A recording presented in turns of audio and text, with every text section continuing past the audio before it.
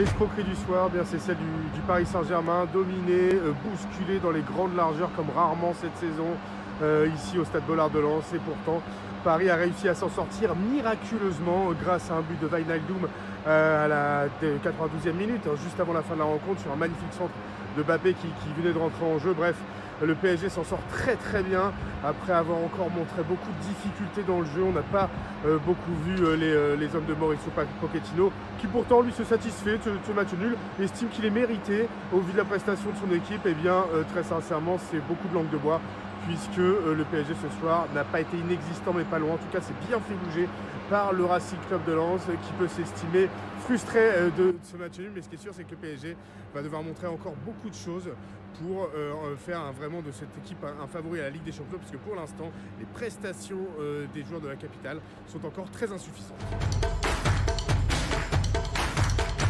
La boulette du soir, elle est pour Keylor Navas, le gardien du Paris Saint-Germain, qui nous avait habitués à des prestations solides, qui avait encore fait un très bon début de match ce soir au Stade Bollaert. Et bien, il s'est complètement déchiré sur la frappe de Seko Fofana lors de l'ouverture du score à l'heure de jeu du Racing Club de Lens. Le milieu de terrain lensois a pris sa chance, une belle frappe certes, mais surtout une grosse erreur d'appréciation de la part de Keylor Navas, qui s'est un peu troué.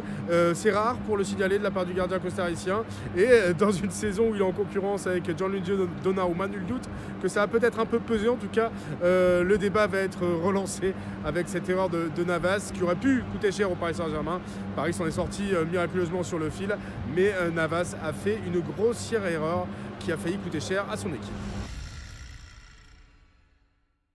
La fierté lensoise et la frustration, c'était les deux mots qui sont revenus ce soir dans la bouche des joueurs en conférence de presse, et de Francaise, l'entraîneur forcément fier de la prestation de ces hommes, et frustré de cette fin de match difficile à encaisser après avoir eu beaucoup de balles de 2-0. Lens a finalement concédé le match nul, un but partout. Jean Guilica nous disait c'est un combat de boxe, on a échangé des coups face au PSG. Il n'a pas forcément dit qu'il les avait bougés comme jamais, mais en tout cas le Racing Club de Lens a sorti le match qu'il fallait, sans doute son match de la saison face à une équipe du Paris Saint-Germain le soir de la Sainte-Barbe. La Sainte-Barbe, c'est la fête des mineurs, ô combien importante dans la région du Nord-Pas-de-Calais, dans un Bollaert incandescent avec 40 000 spectateurs qui ont poussé derrière les Lensois, qui ont cru jusqu'au bout à l'exploit avant ce but de Wijnaldum dans les dernières secondes.